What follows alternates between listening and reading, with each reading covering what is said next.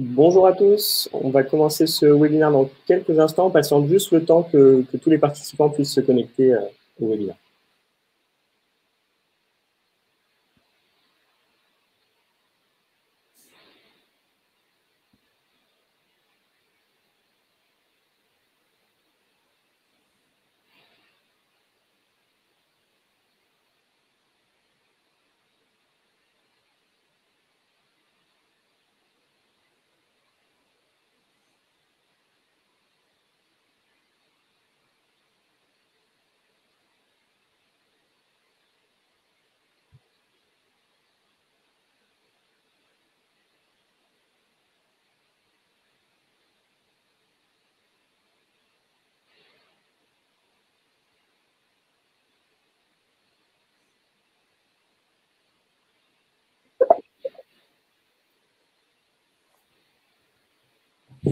Bonjour Dimitri.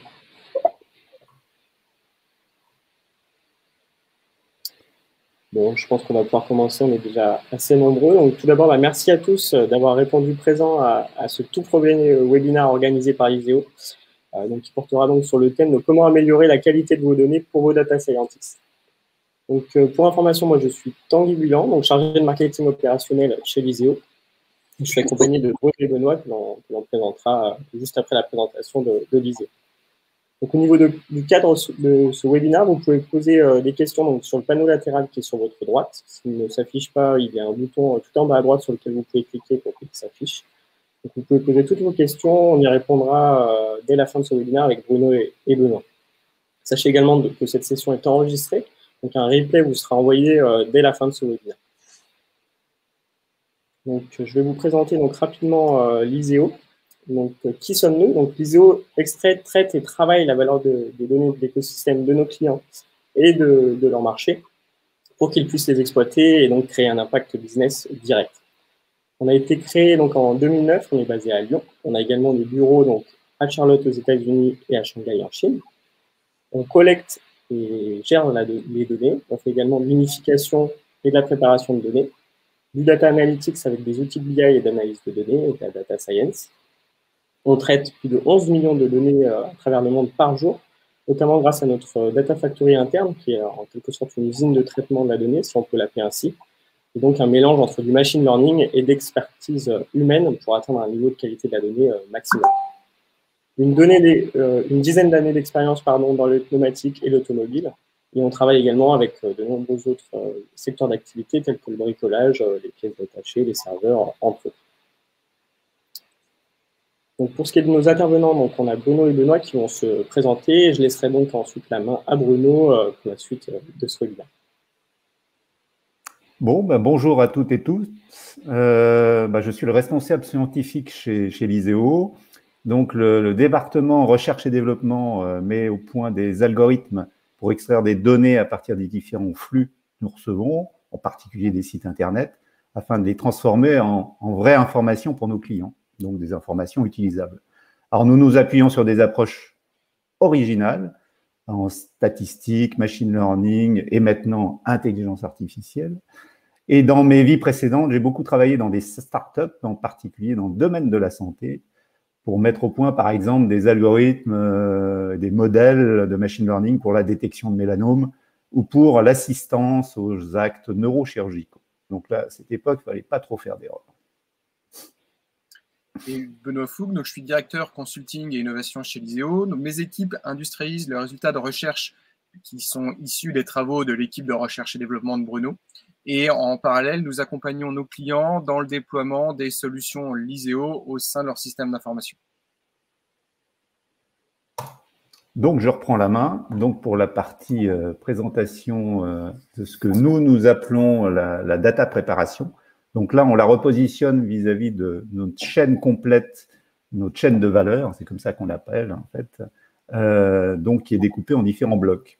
Donc, le premier bloc, c'est la capture des données. Donc ça, c'est vraiment la récupération des données brutes. Typiquement pour nous, c'est l'aspiration des sites Internet, c'est des blogs, c'est des fichiers que les clients nous envoient.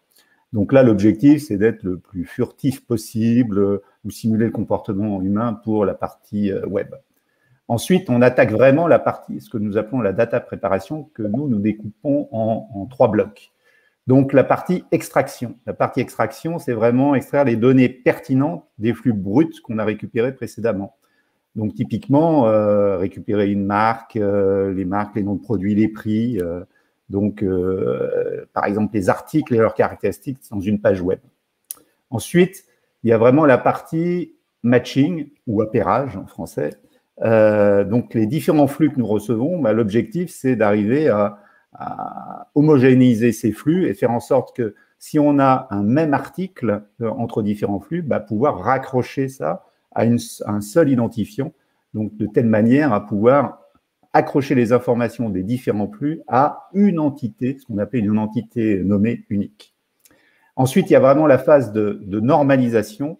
Alors là aussi, l'objectif de cette phase de normalisation, c'est vraiment de nettoyer les données, mais sans les transformer. Donc, quelque part, c'est détecter les valeurs aberrantes, éventuellement faire de la remise à l'échelle, etc. Par contre, c'est vraiment différent de la partie transformation. La partie transformation, c'est vraiment des transformations des données que nous effectuons après. Donc, ça sort pour nous de la data préparation. Donc, cette transformation, c'est de dire, par exemple, si je veux faire des analyses de tendance, vous avez une série chronologique de prix, par exemple, suivant différentes dates. Peut-être que vous voulez transformer ces données de telle manière à appliquer d'autres modèles, typiquement les transformer en ondelettes ou autre chose. Ça, pour nous, ça ne fait pas partie de la data préparation parce que c'est propre à un use case métier bien particulier. Et ensuite, il y a vraiment la partie analyse prédictive, donc sortir des indicateurs pertinents pour nos clients. Donc, évidemment, pour faire tout ça, comme on doit créer des algorithmes originaux, on s'appuie sur des partenariats avec des laboratoires. Nous sommes on a un vrai cœur de recherche, en quelque sorte, et développement. Et on publie également pas mal de choses au niveau de congrès scientifiques. Donc, si vous voulez avoir quelques idées de nos algorithmes, vous pouvez aller piocher dans nos différentes publications. On en a plus d'une vingtaine maintenant. Et évidemment, on a des étudiants en chiffres chez nous, ce qui est vraiment, pour moi, le cœur un petit peu de notre activité, c'est toujours être à la pointe au niveau des algorithmes que nous mettons au point. Donc, pour présenter cette phase de préparation des données, donc on va se focaliser sur différents types de données. Donc, on va prendre 3 use cases différents avec des données semi-structurées, des données textuelles, donc globalement du texte libre, et aussi des données numériques. Donc là, ça sera des séries de prix pour des produits sur des sites Internet. Donc, pour la partie données semi-structurées, en fait, Benoît va vous en parler après, mais après avoir extrait les données brutes des pages HTML, on se récupère avec éventuellement des éléments de flux qui peuvent être différents, enfin, des structurations qui peuvent être différentes. Typiquement, on peut avoir sur un certain flux, vous voyez, une description d'un véhicule, Peugeot 208 1.2 PureTech, qui est agrégé dans une seule cellule, dans un seul champ, en fait. Puis dans d'autres sites, ils peuvent être découpés entre différents champs. Donc là, c'est vraiment, on va dire, les cas habituels où, en fonction des différents flux, le même objet, le même article peut être présenté d'une manière très différente. Donc, la première phase, nous, de la préparation, c'est d'essayer déjà de redécouper le plus automatiquement possible les différents flux que nous avons, de telle manière à essayer d'avoir des colonnes, pour être plus simple, des colonnes les plus homogènes possibles, de telle manière à ensuite pouvoir faire ce qu'on appelle du schema matching, c'est-à-dire de dire, oui, cette colonne, ici, correspond bien à cette colonne-là. Donc là, on a un truc magique parce qu'on a déjà mis les noms de colonnes, mais dans la réalité, on n'a pas réellement de nom de colonne. C'est des êtres humains qui nous les mettent. Mais ensuite, si on a déjà un nom de colonne connu, hop, on peut le mettre automatiquement. Mais là, c'est vraiment cette vision découpage pour essayer d'avoir des éléments à une taille cohérente pour pouvoir ensuite faire vraiment la phase de matching. Donc là, c'est vraiment ce découpage vertical. Ensuite, après ce matching vertical, on fait du matching horizontal. Donc l'objectif, effectivement, c'est de dire entre les différents flux que nous avons, c'est rapprocher les lignes les unes par rapport aux autres. Donc des lignes qui se ressemblent le plus possible. Donc là aussi, on a des algorithmes particuliers, en fait, qui permettent de faire des calculs de score entre les différentes lignes, de telle manière à dire, cette ligne dans ce flux 1, de ce flux A, est le plus proche possible de cette ligne dans le flux B. Donc, évidemment, ça, c'est des propositions, il y a des scores. Évidemment, pour arriver à affiner les scores ou à définir quelle est la limite dans laquelle on est certain et les éléments où il faudrait peut-être faire une vérification humaine, justement, là, il y a un travail d'expertise. Et ensuite, on soumet les éléments qui sont à problème à des êtres humains, ce qui permet d'améliorer sans arrêt notre mécanique de matching. Donc, enfin, qu'est-ce qu'on obtient? Si on a réussi à bien associer finalement cette ligne avec la deuxième ligne, etc., donc de dire, oui, la Peugeot 208 qui est ici, c'est bien la même chose que la Peugeot 208 qui est dans le site numéro 2. Et donc, ce que nous pouvons délivrer à notre client, c'est vraiment de dire, voilà, pour un article donné, donc là, pour un véhicule, vous avez les différents prix qui sont disponibles sur les sites Internet. Donc, c'est vrai ici pour, c'est des véhicules d'occasion, mais c'est vrai pour tous les produits que l'on peut trouver, je dirais, dans le monde. Donc, nous, on a beaucoup travaillé sur les pneumatiques, les serveurs, sur le flooring, etc. Donc, ça, c'est vraiment l'aspect préparation pour des données semi-structurées. Pour les données textuelles, c'est un petit peu différent. Données textuelles, qu'est-ce que ça veut dire? Ça veut dire que c'est des gens qui s'expriment sur des blogs, ça pourrait être sur du Facebook, du Twitter, etc. Voilà, c'est du texte, libre. Très, très libre. Et l'objectif, chez nous, donc le schéma général qui est ici, c'est de dire, à partir de cette masse de texte que nous récupérons sur Internet, c'est pouvoir extraire des informations associées aux produits qui sont décrits dans ces posts ou critiqués dans ces posts. Donc là, on a tout un énorme schéma qui permet d'extraire automatiquement les thèmes des produits sur la partie haute du schéma. La partie basse, c'est repérer ce qu'on appelle, nous, les entités nommées, donc le nom des produits, la marque, etc. Et puis ensuite, il y a toute une mécanique d'apprentissage, puis ensuite un moteur d'inférence pour dire, oui, j'ai bien trouvé ce produit, il a telle caractéristique et il est noté positivement ou négativement. Mais là, ce qui nous intéresse, c'est la phase de préparation. Et vous voyez, cette phase de préparation est bien en amont de la récupération massive des données, mais aussi dans la phase d'inférence chaque fois qu'on a un nouveau poste qui utilise le modèle qui a été préparé. Alors là aussi, on a une vision un petit peu systématique de ces phases de préparation. Première chose à faire, et pour moi, c'est une vision assez générale, c'est déjà détecter la langue. Parce que, évidemment, on récupère des tas d'informations sur des langues diverses et variées. Je ne sais plus, on a 14 ou 15 langues que l'on traite. Donc voilà, détecter la langue, associer la langue au poste qui nous intéresse. Ensuite, faire du nettoyage basique. En gros, enlever tous les bruits de fond, les tags, les erreurs de caractère, les doublons, etc. Ensuite, c'est réaliser ce qu'on appelle du post-tagging. C'est assez classique, c'est de dire je trouve un mot et je lui associe sa caractéristique grammaticale. Est-ce que c'est un nom, un adjectif, etc. Ensuite, c'est une phase de lématisation. C'est très simple. C'est simplement dire à partir du mot, j'extrais simplement sa racine. Voilà, c'est pour qu'on regroupe tous les mots qui se ressemblent, qui ont la même racine sous un seul lemme. Et après, il y a vraiment une phase de notion de synonyme, de telle manière à dire, oui, ce lemme, il a tel synonyme. Donc là, maintenant, on utilise pas mal de techniques dites de word embedding, etc., pour avoir des distances entre les mots. Bon. Et ensuite, c'est seulement après toute cette phase de préparation, vous voyez, il y a quand même 5 étapes, où on peut réaliser vraiment cette détection de caractéristiques. Donc voilà, donc vraiment, cette phase de préparation est hyper importante, parce que entre envoyer directement à vos outils divers et variés que vous pouvez avoir pour de l'extraire de l'information sur du texte, si vous n'avez pas fait cette phase de préparation, de temps en temps, les résultats peuvent être très, très mitigés. Enfin, dernier exemple, c'est sur des données numériques, cette fois-ci. Donc là, c'est plus classique, on va dire. Donc là, l'objectif, c'est d'éliminer des éléments aberrants. Alors, éléments aberrants, là, ici, dans l'exemple qui est pris, c'est un produit, donc un pneu, en fait, en réalité, avec les différents prix qu'on a pu récupérer sur les sites Internet. Donc, vous voyez, il y a des variations de prix assez importantes.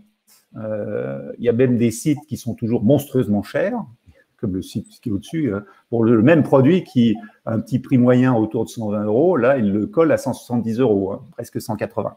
Donc, on se dit, bon, c'est un peu décorrélé du marché, il n'a pas envie de le vendre. Bon, il y a aussi des sites qui sont à des prix très, très bas. Donc, bon, on va dire que ça peut être facilement éliminable.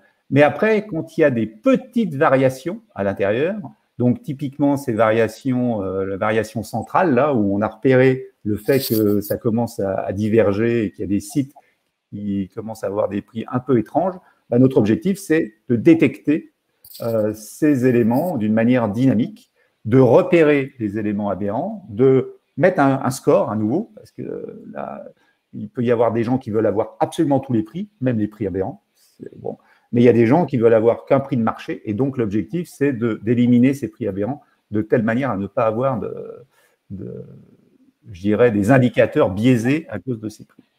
Et donc, juste pour illustrer ça, bah, en dessous, vous avez la vision, la ligne bleue, c'est sans les prix aberrants, et les parties rouges, c'est les éléments, la moyenne, si on avait intégré ces prix aberrants. Alors, vous voyez que quand même, il y a un lissage qui est un peu plus classique et plus utile pour nos clients. Parce que là, effectivement, il y a beaucoup de prix, mais dans certains cas, il peut y avoir que 3 ou 4 prix pour des produits bien particuliers. Et donc là, il est très important d'éliminer le ou les prix posant problème. Merci Bruno. Donc le rôle de l'équipe conseil est d'accompagner nos clients dans la transformation digitale et de venir déployer au sein de leur système d'information les briques algorithmiques ou les éléments de plateforme Liseo. Donc pour illustrer le travail de l'équipe, j'ai sélectionné 3 exemples de missions, ce sont des missions réelles, que nous avons réalisées. Et je vous propose d'abord de les positionner, comme l'a fait Bruno, sur la data value chain, donc notre vision de ce qui est la création de valeur autour de la data. J'ai choisi une première mission très en amont de cette chaîne de valeur, dans la partie de parsing, extraction. Donc on va voir comment les équipes conseil vont venir travailler avec un algorithme mis à disposition par la R&D pour venir accélérer l'intégration et la collecte d'informations dans un but précis. Et 2 autres use cases qui sont positionnés véritablement sur la partie analyse et utilisation par des data scientists de nos données ou de données que nous serions amenés à matcher, nettoyer et préparer. Donc, le premier cas d'utilisation que je vous propose de regarder, c'est dans le cadre de la stabilité d'une étude de prix online. Donc, pour vous donner un exemple dans le cadre du domaine du pneumatique, nous collectons chaque jour 11 millions de prix sur à peu près 1000 sites Internet. Là, cette mission était centrée autour du lubrifiant, donc toujours dans le domaine de l'automobile. Et il a été question d'étudier la représentativité et l'évolution des prix des lubrifiants sur le web. Donc, la première étape, ça a été de déployer une infrastructure de collecte. Donc, ça, la plateforme Liseo dispose de bots et de systèmes pour aller récupérer l'information. Mais chaque site doit être décrit pour la structure d'information de chaque site doit être décrite pour pouvoir l'extraire. Donc, lorsque l'on se lance dans une nouvelle étude comme celle-ci, on a un besoin d'exploration, d'identifier les attributs clés des produits, de vérifier que ces attributs clés soient suffisamment présents sur les sites. Donc, il y a tout un travail de compréhension de la structure d'information sur chacun des sites à faire. Ce travail, il est forcément extrêmement consommateur de temps. Et l'approche innovante que nous avons déployée dans ce cas d'utilisation, c'est d'avoir récupéré un algorithme développé par l'équipe de Bruno, qui va travailler en 2 phases. Une première phase, une phase d'apprentissage. Donc, on va lui soumettre ce contenu semi-structuré, donc vraiment du contenu HTML brut, contenant les informations et énormément de bruit, des publicités, etc.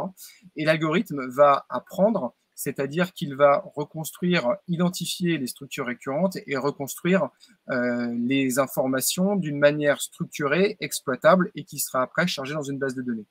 À l'issue de cette étape, on a donc le résultat de l'apprentissage que l'on va pouvoir après soumettre à un flux continu d'informations. Donc, pour chaque site, détecter le template et venir exporter dans la base de données les informations structurées. Donc là, le grand intérêt pour nous et pour notre client, c'est le gain de temps. C'est-à-dire qu'on va pouvoir cibler 15, 20, 30 sites, soumettre au bout de quelques jours les premières captures de data et ensuite travailler sur une base qui est déjà normalisée, ce qui va nous permettre d'identifier les attributs clés pour la structuration du domaine et surtout leur présence sur les sites. Et ensuite, commencer dès le début de l'étude à identifier des éléments de variation de prix et donc se focaliser sur le problème qui nous avait été posé, qui était d'étudier la stabilité acteur par acteur du prix de ce domaine.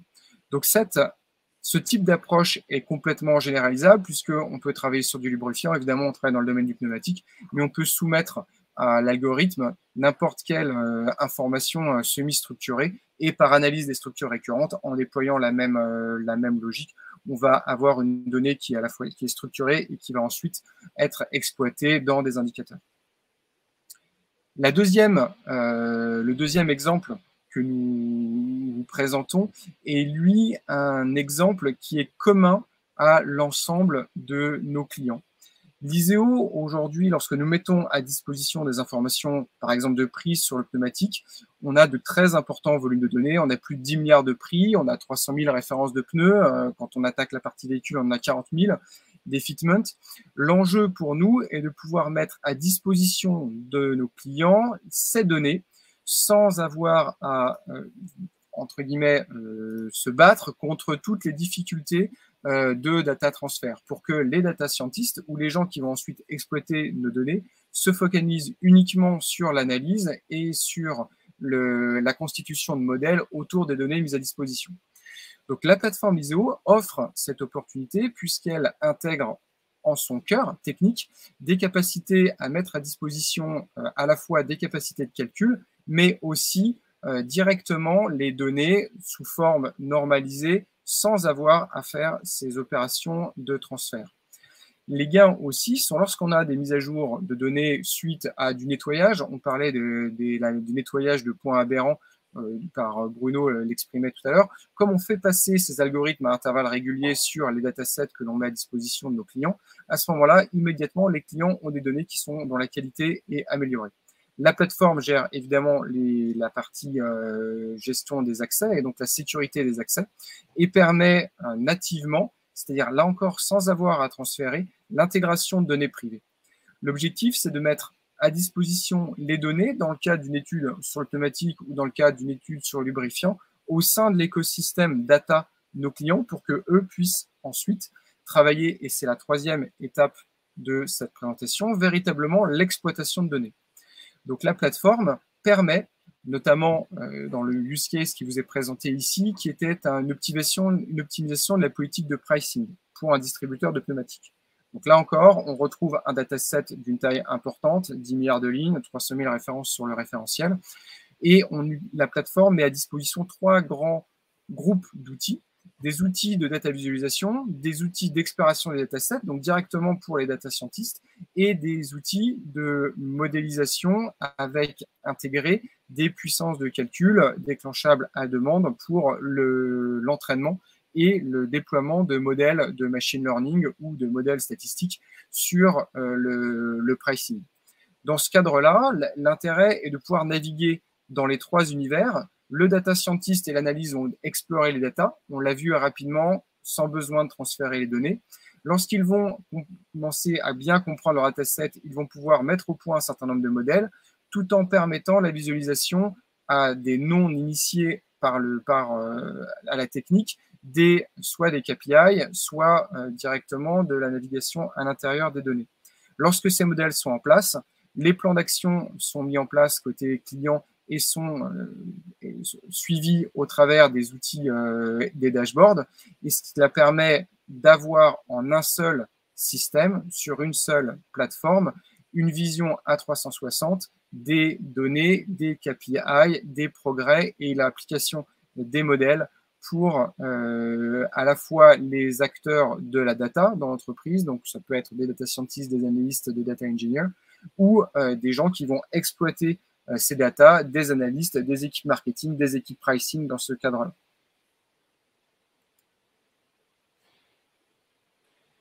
Merci Bruno et Benoît pour vos interventions. On va maintenant pouvoir passer à la partie questions. N'hésitez pas d'ailleurs à poser vos questions sur le panneau latéral sur la droite. On en a une première qui est: quels sont les langages et environnements que vous utilisez dans vos différents use cases? Alors, nous, au niveau de la R&D, on utilise principalement pour la partie massive, quand il y a vraiment besoin de puissance de calcul et des éléments. Nous, on est plutôt dans un environnement Hadoop Spark, donc on utilise Scala comme langage, en fait. Mais ensuite, dès qu'on bascule dans la vision vraiment machine learning statistique, là, on est plutôt sur du Python. On peut aussi répartir, ou du PySpark, si jamais on veut le traduire.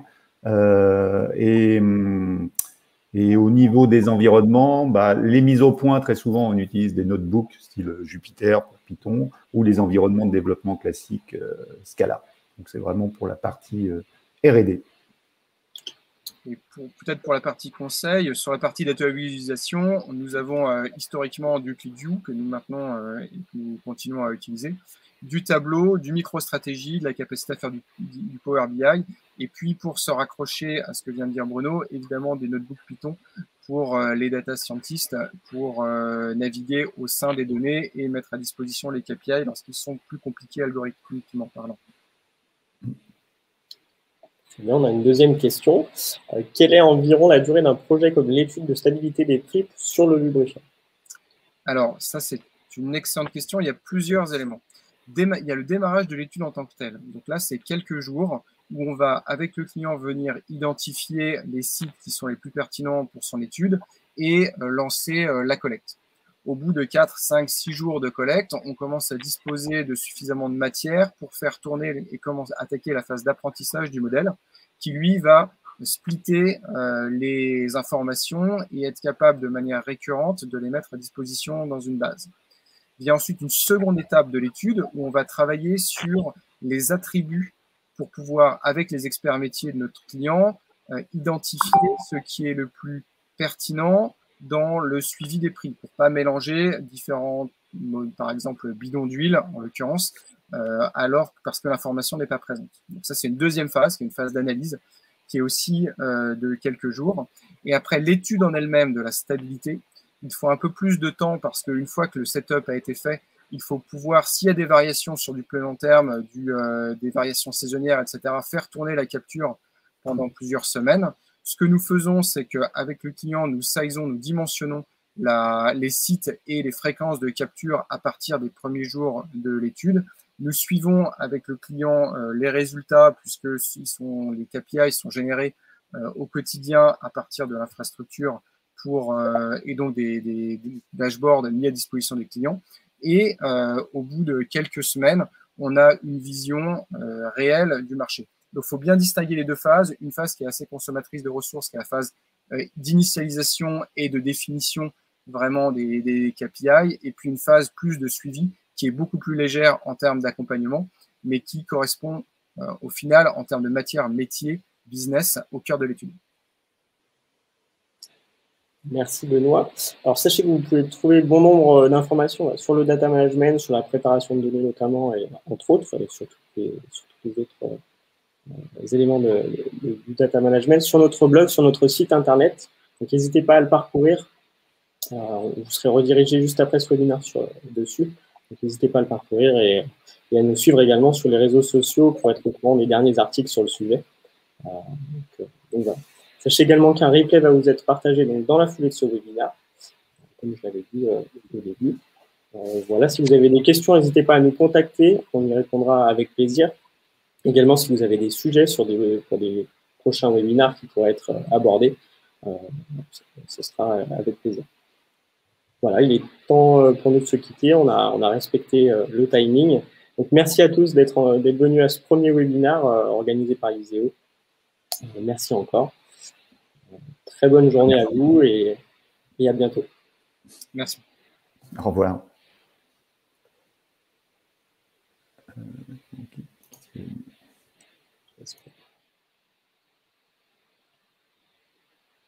Merci pour vos retours.